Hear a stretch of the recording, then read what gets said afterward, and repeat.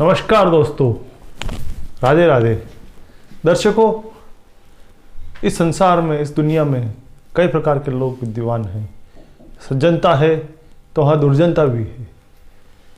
जहाँ सभी लोग मिलते हैं, दिल के साफ लोग मिलते हैं, तो दुष्ट और दुष्ट प्रवृत्ति के लोग भी इस धरती पर विद्यमान हैं। एक से एक मक्कार भरे पड़े हैं, एक से एक धूर्त भरे पड़े हैं, जो धोखा देना अपना गर्व समझते हैं। उन्हें बहुत खुशी महसूस होती है कि हमने किसी को धोखा दिया या किसी के साथ मक्कारी की, दुर्तता की। ऐसे जो लोग होते हैं जिनमें दुर्जनता और पाप कूट कूट के भरा हुआ होता है, तो आज हम इसी विषय पर बात करेंगे। धूर्त योग। दुष्ट लोग किस तरह से होते हैं, उनकी कुंडली देखकर कैसे पता लगाया जा सकता है कि ये लोग दुर्ता करेंगे, धोखा देंगे, मक्कारी करेंगे। तो दोस्तों, वीडियो के अंत तक बने रहिएगा। इस संबंध में पूरी जानकारी प्राप्त करनी है तो आपको पूरा वीडियो देखना होगा। और वीडियो पसंद आने पर लाइक जरूर कीजिएगा, सब्सक्राइब कीजिएगा। और अपनी कुंडली का विश्लेषण करवाना चाहते हैं तो नीचे दिए हुए नंबर पर हमसे संपर्क कर सकते हैं और अपनी कुंडली का विश्लेषण करवा सकते हैं। दर्शकों, कुंडली के अंदर सभी प्रकार के योग मौजूद होते हैं। जरूरत है तो उसे दृष्टिगत करने की, देखने की, उसे पहचानने की कि ऐसे कौन से लोग होते हैं जो हमारे साथ धूर्तता कर सकते हैं, दुष्टता कर सकते हैं, हमें धोखा दे सकते हैं। आज हम आपको बताते हैं। कई बार मेरे पास इस तरह की कुंडलियाँ आती हैं जिन्हें देखने पर हम पहचान जाते हैं कि ये धूर्त लोग हैं, ये धोखा देंगे। मैं कई बार उनको अवॉइड भी करने की कोशिश करता हूँ कि ऐसे लोगों से बचकर रहें। लेकिन समाज में सभी लोग ज्योतिष नहीं होते हैं, वे पहचान नहीं पाते हैं और धोखा खा जाते हैं। सर्वप्रथम इसके 3 सूत्र हैं। मैंने जो विवेचन किया है और जो जाना है उस आधार पर बताता हूँ। कई योग ऐसे होते हैं। सर्वप्रथम योग होता है लग्न का अध्ययन। लग्न व्यक्ति का परिचय है। लग्न और लग्नेश से हम जान सकते हैं कि व्यक्ति का जो स्वभाव है, उसका जो नेचर है, उसकी जो जिन्स है, वो किस प्रकार का स्वभाव लेकर, किस प्रकार के गुण अवगुण लेकर वो पैदा हुआ है। अगर लग्नेश पापी ग्रहों के साथ बैठा हुआ है, मंगल, शनि, राहु ऐसे ग्रहों के साथ बैठा हुआ है, या फिर लग्न में ऐसे ग्रह बैठे हुए हैं और कोई भी शुभ प्रभाव उन पर नहीं है, कोई भी शुभ ग्रह उनको नहीं देख रहा है, तो ऐसे लोगों से बचकर रहना चाहिए। ऐसे लोग धूर्त प्रवृत्ति के होते हैं, क्योंकि पापी प्रभाव में जब लग्न आ जाता है, मतलब जो गाड़ी का इंजन है उसी में खराबी है। जो व्यक्ति अपना आप को लेके चल रहा है वो इन पाप प्रभावों से दूषित है, तो वो सज्जनता कैसे कर सकता है? उसमें दुष्टता कूट कूट कर भरी हुई है। वो लोगों को धोखा देना पसंद करता है। तो सर्वप्रथम हमें लग्न का अध्ययन कर लेना चाहिए कि लग्न या लग्नेश किन पाप प्रभाव में बैठा हुआ है। फिर हमें अध्ययन करना है चंद्रमा का।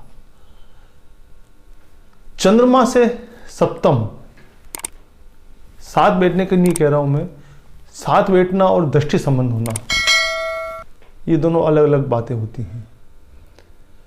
चंद्रमा से सप्तमी या फिर दृष्टि संबंध अगर मंगल का हो रहा है, मंगल धूर्त है, पापी ग्रह है, झूठ बोलता है, धोखा देना जानता है, दुष्टता करता है, वो है मंगल।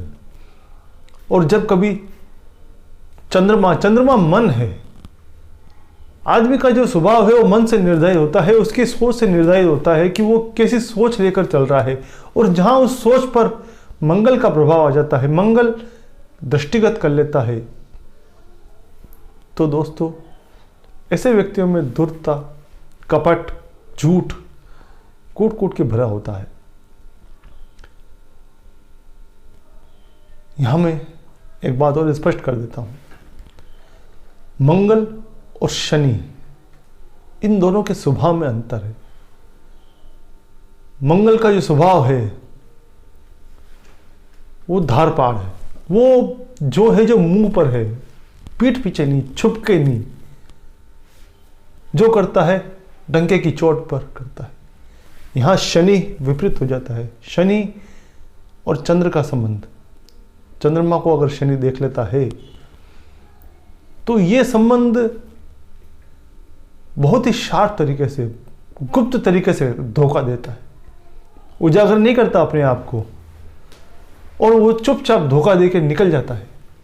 वो होता है चंद्र और शनि का दृष्टि संबंध। शनि अगर चंद्रमा को 7वीं या 10वीं दृष्टि से देख रहा है, तीसरी दृष्टि से देख रहा है, तो ऐसे लोगों में दूरता कमाल की होती है। वो धोखा देकर सामने वाले व्यक्ति को महसूस नहीं होने देते कि तेरे साथ धोखा हुआ, और चुपचाप निकल जाते हैं अपना काम निकाल कर, अपना मतलब निकाल कर, क्योंकि वो मन से धूर्त होते हैं, मन से उनमें कपट भरा हुआ होता है। राहु भी यही करता है, इसीलिए शनिवत राहु कहा गया है। दोनों का स्वभाव एक जैसा है। राहु भी यहाँ पर चंद्र राहु का जो संबंध है तो वो भी इसी तरह की धूर्तता करता है। फिर हम बात करते हैं सूर्य की। सूर्य आत्मा है। अगर सूर्य को मंगल देख लेता है तो ऐसे लोग भी कपटी होते हैं, धूर्तता करते हैं, धोखा देते हैं। ऐसे लोगों, क्योंकि चंद्रमा जो है वो इस जन्म का है, लेकिन जहां सूर्य के साथ मंगल का मतलब वो अपना प्रारब्ध ही ऐसा लेके, पिछले जन्म की उसकी यात्रा है धूर्तता करना। वो यहां आकर नहीं सीखा है इस धूर्तता करना, ये पिछले जन्म से सीख कर आया है। वो उतनी मक्करिता उसके आत्मा में बसी हुई है, वो कपटी आत्मा से है, धूर्तता उसकी आत्मा से है। तो अगर सूर्य पर और चंद्रमा पर मंगल, शनि, राहु का प्रभाव है तो व्यक्ति धूर्तता करते हैं, धोखा देते हैं, कपट करते हैं, झूठ बोलते हैं। अब एक और योग में बताता हूं इसमें।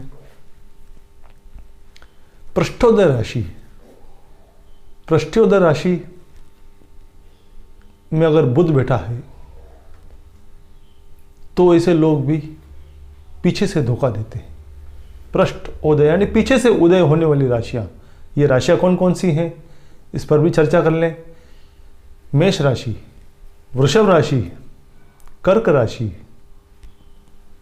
फिर धनु राशि और मकर राशि, ये 5 राशियां पृष्ठोदय राशि बनी।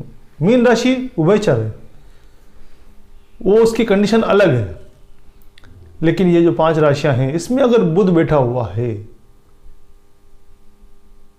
तो व्यक्ति धोखा जरूर देते हैं, क्योंकि बुध विवेक है, बुद्धि है, और बुद्धि जब इन पृष्ठोदय राशि में आ जाती है, जो पीछे से डंक मारती है, पीछे से धोखा करती है, वो व्यक्ति बहुत ही चालाकी से, बुद्धिमत्तापूर्ण धोखा की षड्यंत्र करते हैं और धोखा दे देते हैं। व्यक्ति को पास बैठेंगे, उससे ज्ञान भरी बातें करेंगे, बहुत ही अच्छा अपना होरा प्रस्तुत करेंगे, बहुत ही सज्जनता अपने आप को दिखाते हैं, लेकिन कब वो पीठ पीछे धोखा दे के निकल जाते हैं ये मालूम नहीं चलने देता। बहुत ही दुष्ट प्रवृत्ति के लोग होते हैं, क्योंकि उनके विवेक में, उनका जो ज्ञान का क्षेत्र है, उनकी जो बुद्धि है, क्योंकि बुद्धि का कारक, विवेक का कारक माना गया है, और उसी बुद्धि से अगर व्यक्ति धोखा करता है तो उसे पहचानना बहुत मुश्किल हो जाता है।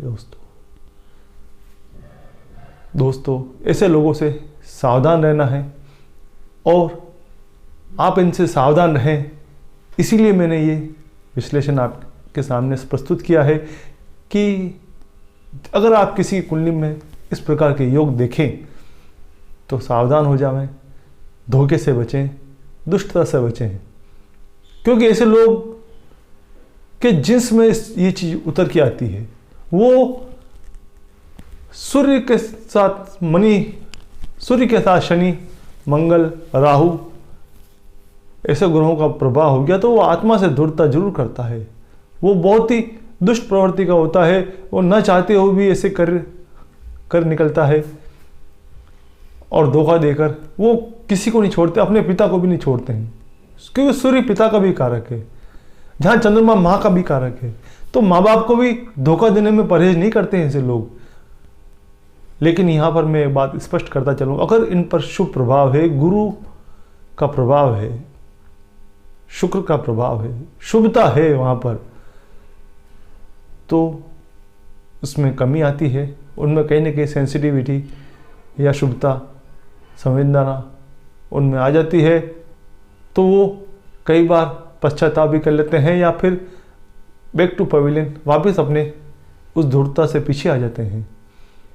तो अगर शुभता है, मैंने बताया, तो इसका मतलब ये नहीं है कि आपने बताया था गुरुजी कि इस प्रकार के योग बनते हैं तो धूर्त होता है, लेकिन इसमें ये कई प्रकार की ज्योतिष अथाह सागर है, उसमें सभी प्रकार के गुण अवगुण दृष्टियों को देख लेना चाहिए कि अगर इस पर शुभ दृष्टियां हैं, गुरु की दृष्टि है, तो उस पाप योग में कमी कर देता है, उस धूर्तता में कमी कर देता है।